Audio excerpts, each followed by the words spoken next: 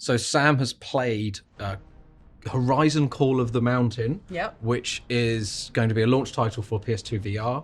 The launch title, really. The launch title for PS2 VR. And first impressions? Oh my god. If you love Horizon Forbidden West, Zero Dawn as much as I do, this was a genuine treat. The demo I played was around 30 minutes long. Do you think that's all of it? It's got to be longer than 30 No, minutes. it's a 60 quid game, so like like it's got to be pretty chunky. But you don't get it with, you do get it with PSVR.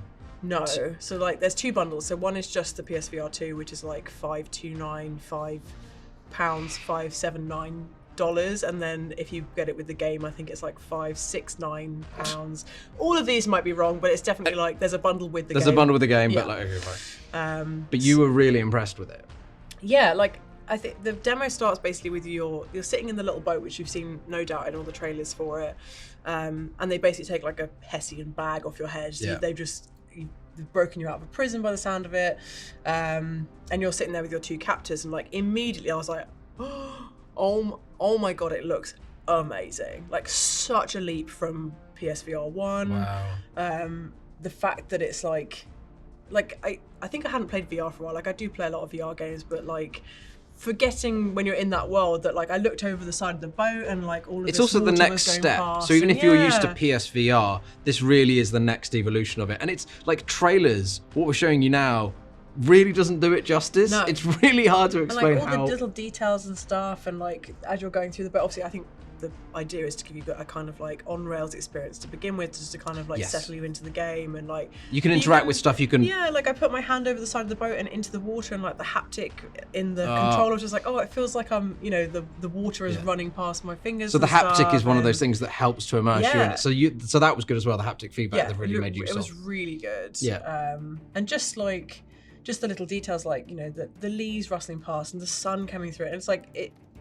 Genuinely, at points, I forgot I was wearing the VR headset. Cause I'm just like, this looks so good. Because the headset vibrates as well. Yeah, that I didn't notice that, but I feel like it's because I was so overwhelmed by everything that was happening and everything that was going on. Because like this first bit is like it's pretty like action packed. Like loads of stuff happens. Like, and it's surprisingly complicated. So like, oh really? They made us play with gesture controls, and what that means is to move.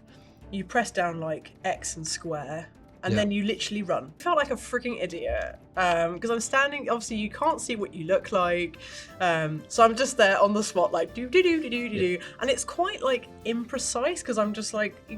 You kind of want to get in the right position to then do the climbing, and you kind of like if I just do a little wiggle, then I'll move forward a little bit. Like, gaming is very much about those millimeters. Like I'm going to stand exactly here and put it, and then if you're just like throwing it, and you're just running off down a corridor. Yeah, and it's like you still have to think about like the camera as well. So it's like that in itself is like, okay, right, and then the climbing's very intuitive. It's just a case of like holding down the trigger. Grip. And then gripping. Okay. And like if you've played anything like Robinson the Journey or The Climb, it'll be very familiar to you. But the combat is where it gets like hella complicated. Really? So obviously depending on what hand, your dominant hand, you get your bow and you can store it behind your back. Okay. So you grab the trigger and then pull it forward and there's your bow. Right. And then arrows from the other side as well. And then it's just a case of like pulling it back and attempting to aim and figuring it out. Because there's no reticle.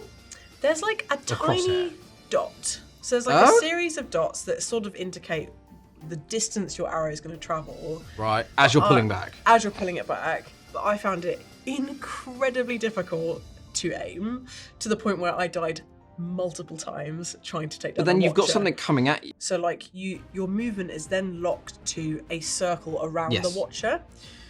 So then you're trying to aim.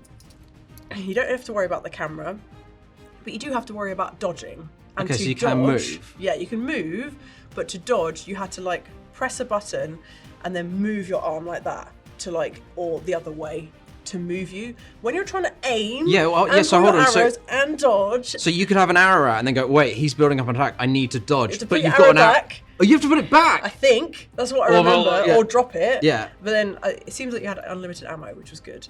But then you have to like press the button and do this and like sort of scooch, and timing is scooch important. along. Yeah, and like I died loads of times because watches are really fast, and I'm like this cumbersome idiot trying to figure out what. Well, I'm hopefully doing. with them making you having a mixture of gesture controls and button controls, maybe later on you could be like, or you could just flick left. Yeah, hopefully, like I would prefer just to be able to move with the Joy-Cons rather than running and doing this, because like I tell you what, I was sweaty afterwards, like because I was getting so stressed. Because and you're focusing and you're trying to and I'm trying to do all this and everything else, and once I got like maybe the third time I tried this combat thing, I was just like, okay, wait, I get it. I need to be like slightly slower, think about what I'm doing, wait for my moments, and then try and like and the combat works in the same way as it does in the game, so you can like chip armor pieces off. If you aim for its eye, you're going to cause more damage. It stuns them as well, so then it gives you more time. Yeah, it's just like I think because I was like panicking. You're also learning the game's mechanics. Exactly. So I think once you get into the full game, you probably have more time to learn how to do that and more opportunities to be stealthy. But yeah, like once I got into it, I was like, oh my god, this is amazing. And but I didn't realise it was going to be like this hard. But also, I just started, so I have to cut myself a little. There's also lovely little touches they've put in it. There's like you can do cave painting. There's like maracas and musical instruments you can shake. There's like a really big gong as well with like a big mallet. You have to grab it with both hands and then just go boom. What's this for? Fun. Just and it's just I feel like they kind of like. I guess they've got to treat every VR game like it's someone's first VR game, and I think just highlighting the fact that like everything's interactive, like the maracas are really fun, and like the painting, you had to really like angle your brush properly to get like the strokes on, and there's apples. There's apples in the game, or there's food in the game, and then to get your health back, you have to eat them. Yeah, and like I picked it up as like, oh lol, there's an apple. It looks like the ones we have at home, and like obviously instantly you just go hum, and then suddenly you're eating it. You're like, oh no, actually my health's going up now, and it's just like, this is cool. Yeah. Like I guess you'll have to manage that. Like, does your health go up? Like when you're not in combat, or do you have to go like seek out apples or like running around trying to pick up apples off the floor during combat, like hanging off your backpack? But yeah, so it's like it's really intuitive in the sense of like, yeah, everything's very interactive and as you would hope from a VR game, and it is genuinely stunning. I would like to see like, how long is it? Like, what are the options going to be? What the settings? All your combat going to be kind of very small. Like, if I'm this rubbish against a watcher, what the hell's a Thunderjaw going to be like? Or which you do fight. Yeah. And there's footage that they've shown where you fight a Thunderjaw, and I think you've got like towers with guns that you can get. So clearly they've anticipated that. But yeah, it does seem very much like you're not exactly going to feel like Aloy, where you can take on multiple watchers and a Thunderjaw and other stuff coming. This bit was amazing though. When the tall neck walked over, I was just like, it made you appreciate how frigging tiny Aloy is compared to these things. Most of the stuff you do at distance with Aloy, like a lot of the stuff you won't necessarily get up close, or if you do, it's just to run to the other side. Yeah. So that sense of scale, because there seems to be this amazing sense of scale with a tall neck, but also scale in the sense of like when you're climbing, you can look down, and there is really like there's a long draw distance, and you can fall. Yeah. Like, did that really pull you into the world then? You have to like press a button to let go, which I'm not sure is like a safety thing for people to like feel. But it does. Like I played it standing up. You can choose to play it sitting down as well. And yeah, it's pretty like, whoa, I'm high up. Okay, I'm feeling this is strange. Yeah, and I think your legs do feel a bit like, whoa, okay, let's do this. But again, you can just keep looking up if you want to. But yeah, I think it's going to be genuinely really good. Is it going to be the thing that makes people spend $600 on? I don't know.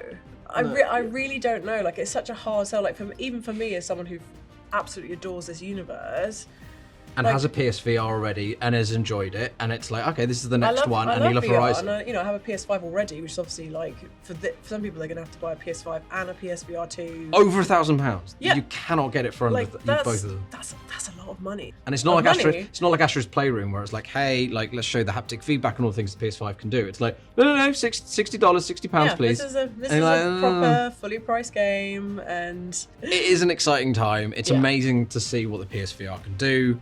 If you can afford it. When does this come out? February 22nd. Okay, so pretty soon, if you've got the money for it. And the headset is much better, just to put it out there. Like, much more comfortable. fits really well. But It's got not this, wireless. Not You are wireless, still it's just plugged got in. One fairly wire. thin wire Okay. into the front of a PS5 via USB, and like the headset itself is very comfortable. It's got really good like rubber things that sit on your cheeks, so it's like completely dark when you're in there, which has always been like a real bugbear of mine with other VR headsets where you've got like light bleed and stuff. It's got the thing that Oculus has where you can like press a button and see your surroundings, because like what they've created is comfortable, easy to use, looks phenomenal, but again, you're just hitting that price point wall all the time. Well, we'll have a PSVR. We'll be looking more in depth closely at the PSVR2 and Call of the Mountain when we get it in. So subscribe so you don't miss that, and then like and comment down below if you'd spend this money. Yeah. Would any? I want to know. Tell me. Because it's a big investment. I've decided I'm not going to do it. I can't. Like, I'm just like, it's not worth it at the moment. I'm definitely going to buy it, but whether I regret it is another issue. Yeah.